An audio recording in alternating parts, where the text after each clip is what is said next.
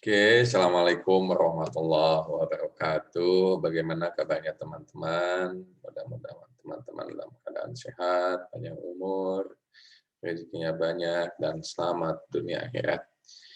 Pada kesempatan video ini adalah kita memasuki pertemuan kelima pada mata kuliah pembelajaran tematik 3 dengan Bapak sebagai dosennya Bapak Taufikul Hidayat SPD MPD. Seperti itu. Tidak terasa kita sudah mengerti pertemuan kelima, 2 pertemuan lagi 6-7. Teman-teman akan mempersiapkan untuk proses ujian tengah semester yang dilakukan secara daring pada sistem e-learning MAPI Unpas Aceh.id dengan sistem Moodle yang sudah ditentukan seperti itu. Setelah terasa kita sudah melakukan kuliah daring selama 3 semester berjalan. Oke, pada video ini, video ke-5 pada mata kuliah pembelajaran tematik 3, Bapak akan sedikit menerangkan beberapa yaitu karakteristik perkembangan anak. Seperti itu. Tentu ketika guru sekarang memahami karakteristik perkembangan anak, maka guru mampu untuk menyesuaikan dan mampu mengadaptasikan proses pembelajaran sesuai dengan perkembangan anak. Dalam karakteristik perkembangan anak, seperti itu.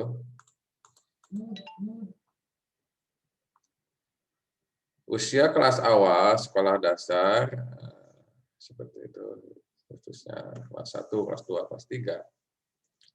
Sekolah dasar. Pertumbuhan fisiknya telah mencapai kematangan. Dan dapat dilihat bahwa siswa-siswa sekarang bertumbuh secara cepat karena asupan nutrisi yang sekarang banyak sekali. Telah mampu mengontrol tubuh dan keseimbangannya.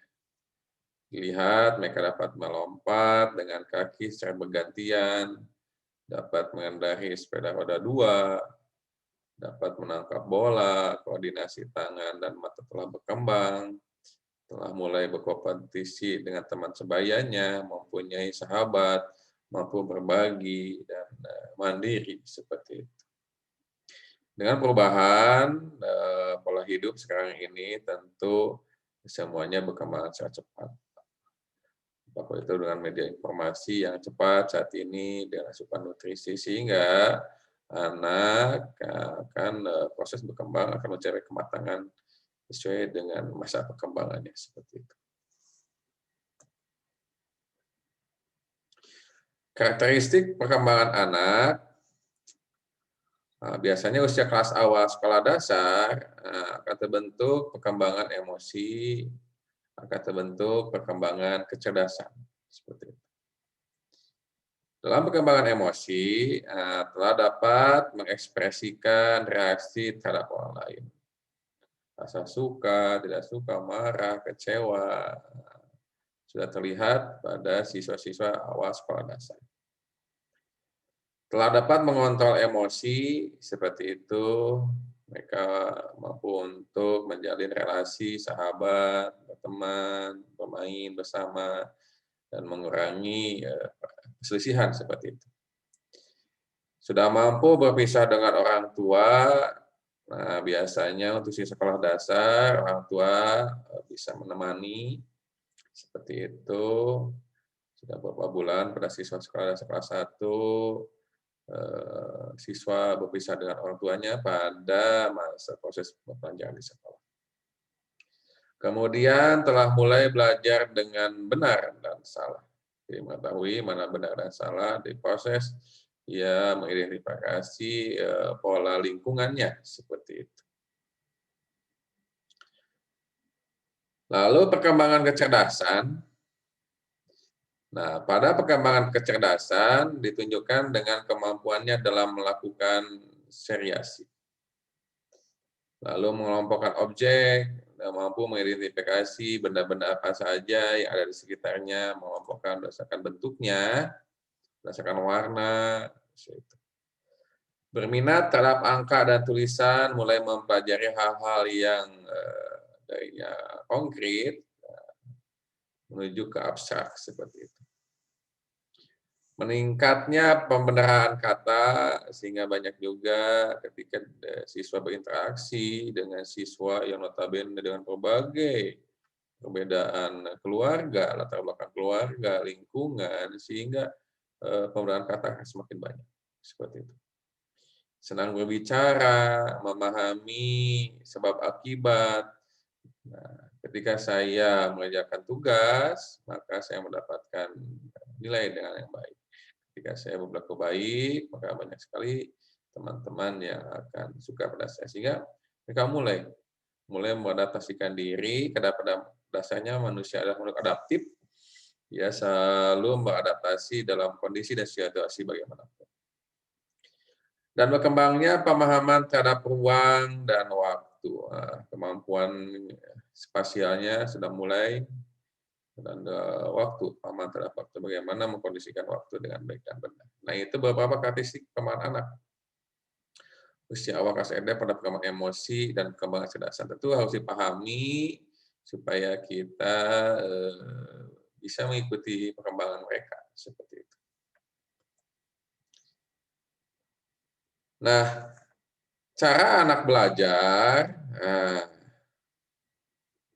biasanya anak belajar dimulai dengan hal-hal yang konkret. Harus ada benda nyata yang ditampilkan ke depan siswa, bahwa inilah yang sedang dipelajari. Misalkan mempelajari tentang buah-buahan. Edukasi tentang buah-buahan. Misalkan ada minimal bentuk nyata dari benda tersebut.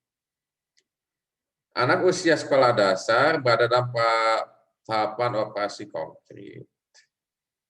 Anak mulai menunjukkan perilaku belajar sebagai berikut. Nah, 1, mulai memandang dunia secara objektif. Bergeser dari satu aspek situasi ke aspek yang lain secara reflektif dan memandang unsur-unsur secara serentak. Nah, yang kedua, mulai berpikir secara operasional. Yang ketiga, menggunakan cara berpikir operasional untuk mengklasifikasikan benda-benda. Yang keempat, membentuk dan mempergunakan keterhubungan aturan-aturan, prinsip ilmiah sederhana, dan menggunakan hubungan sebab akibat. Dan kelima, memahami konsep substansi, volume, zat cair, panjang, lebar, luas, dan berat. Seperti itu. Nah, ketika anak mulai memahami hal tersebut, sehingga anak dalam proses cara belajar yang benar, seperti itu. Kita memahami bahwa anak didik kita akan banyak proses berkembang, ada yang berkembang secara cepat, normal, ataupun lambat. Nah, itu kita harus mengakomodasi berbagai perkembangan anak pada fase-fase tersebut. Nah, ciri belajar anak, di antaranya ada yang dia bersifat konkret. Yang kedua adalah integratif, yang ketiga adalah hierarkis. Oke. Ciri belajar anak yang konkret, di mana proses belajar beranjak dari hal-hal yang konkret, yakni yang dapat dilihat, didengar, diraba, dibau, dan diotak-atik. Terutama bagi yang mengajar siswa sekolah dasar pada kelas 1, 2, 3.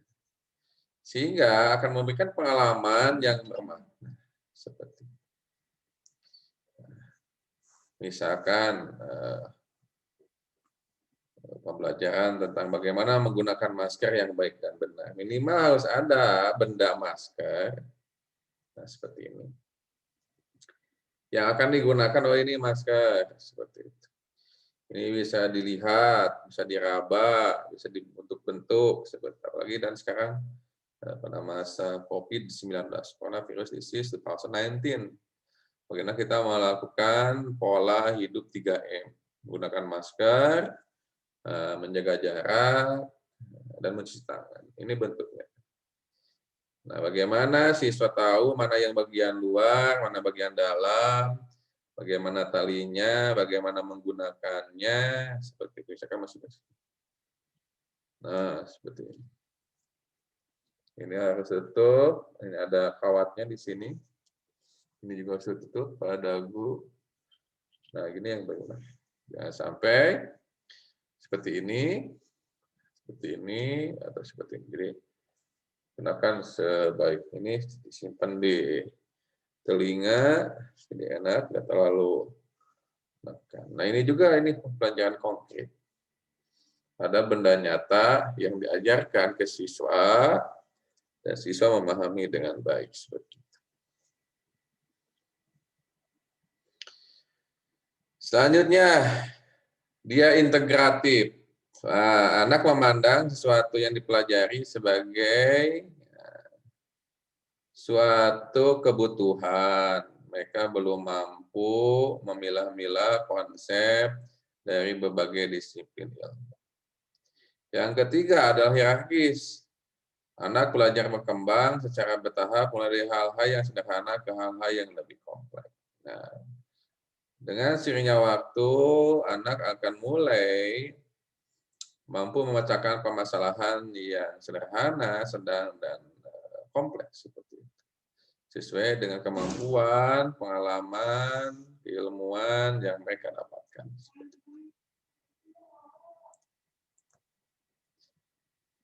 Nah, selanjutnya, belajar dan pembelajaran bermakna.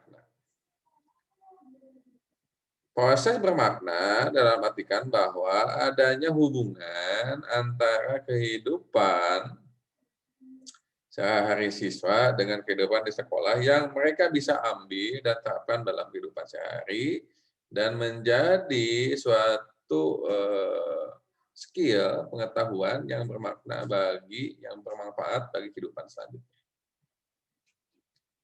Nah, belajar merupakan proses perubahan di dalam kepribadian yang berupa kecakapan.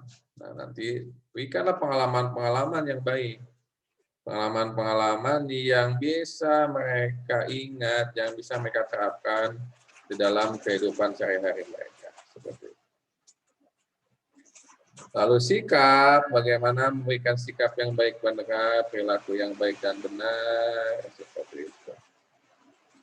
Bagaimana memberikan kebiasaan disiplin, lalu bangun tidur, memberikan tempat tidur, beribadah, makan, berangkat sekolah, mengerjakan tugas, berikanlah kebiasaan-kebiasaan disiplin yang bisa mereka ingat seperti itu.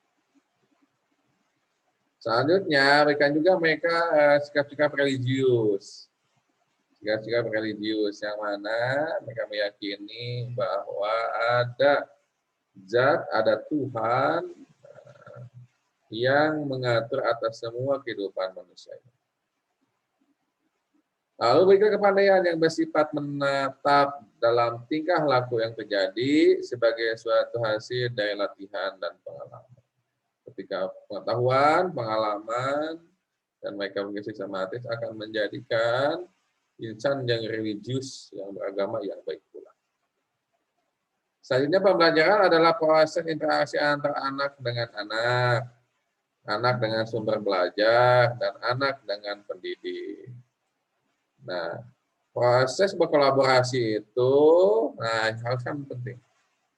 Jadi, ajarkan siswa untuk mampu berkolaborasi dengan berbagai perbedaan yang ada. Dengan mengedepankan persamaan, proses pola pikir, ide, menerima perbedaan, dan menekan bentuk perselisihan seperti itu. Antara anak dengan anak dengan pendidik, dan dengan yang lainnya, dengan masyarakat, dengan lingkungan sekitar. Lalu kegiatan pembelajaran bermakna jika dilakukan dalam lingkungan yang nyaman dan memberikan rasa aman. bersifat individual dan konseptual, anak mengalami langsung yang dipelajari.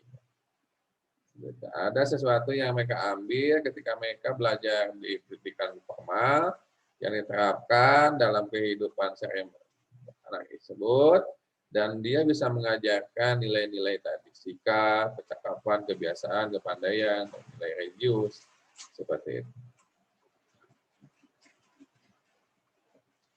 Nah, beberapa keuntungan pembelajaran tematik diantaranya adalah siswa mudah memusatkan perhatian pada suatu tema tertentu. Karena perhatian tematik dia terikat pada suatu tema yang sudah ditentukan, sehingga mata pelajaran berkontribusi satu dengan yang lain.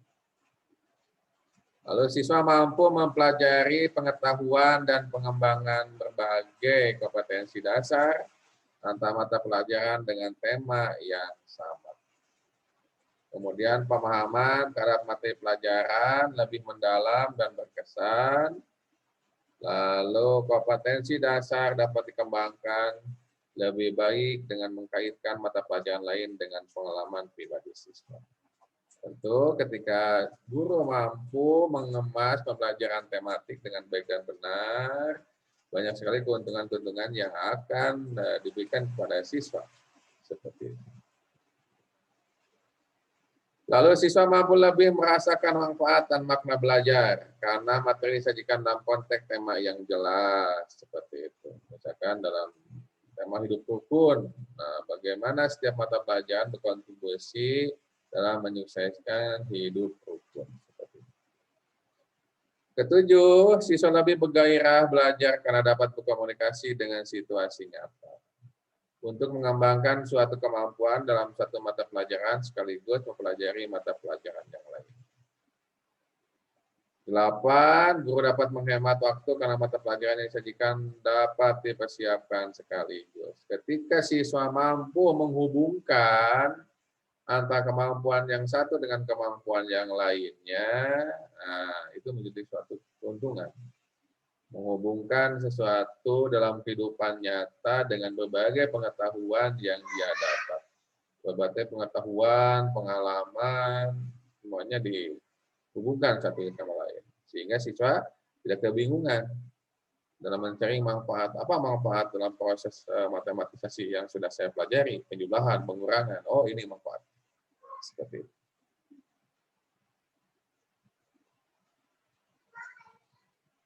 Oke. Dalam landasan pembelajaran tematik, nah ini harus dipahami juga, ada beberapa filsafat berdirinya pembelajaran tematik.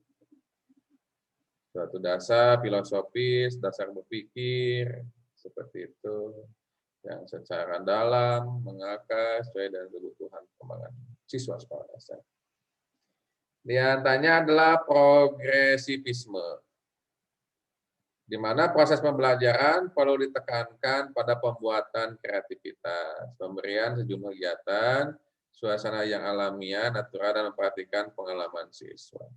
Jadi siswa ketika ada instruksi yang diberikan oleh guru, nah siswa akan mengembangkan ide-ide yang memang dia baru tahu atau memang belum ada dalam bentuk kreativitas. Satunya apa? Satunya adalah untuk menyelesaikan permasalahan yang dia hadapi. Dengan begitu, guru bisa memberikan instruksi-instruksi yang mengarahkan proses berpikir kreatif, kritis, seperti itu, yang baik dan benar. Yang kedua adalah konstruktivisme. Anak mengkonstruksi pengetahuannya melalui interaksi dengan objek, fenomena, pengalaman, dan lingkungan. Nah, nanti siswa akan menyusun dalam dirinya pengetahuan-pengetahuan, pengalaman-pengalaman yang dia sudah dapat sebelumnya dengan pengetahuan-pengalaman yang dia pelajari sekarang. Sudah ada proses penyusunan informasi berdasarkan apa yang dia pelajari, apa yang dia lihat, seperti itu, apa yang dia alami. Selanjutnya adalah humanisme. Adalah melihat siswa dari segi keunikan, keasaan, potensi, dan motivasi yang dimiliki. Karena yang kita ajarkan adalah manusia, yang mana manusia itu adalah makhluk yang unik, yang Allah berikan kemampuan proses berpikir. Tujuannya adalah sebagai pemimpin di muka bumi ini secara pribadi, kelompok, dan yang lainnya, tentu mereka sifatnya bersifat dinamis. Dia selalu berubah-ubah. Dia memposisikan dirinya untuk mempermudah kehidupannya. Seperti itu. Dalam artian, sifatnya adalah sifat manusiawi.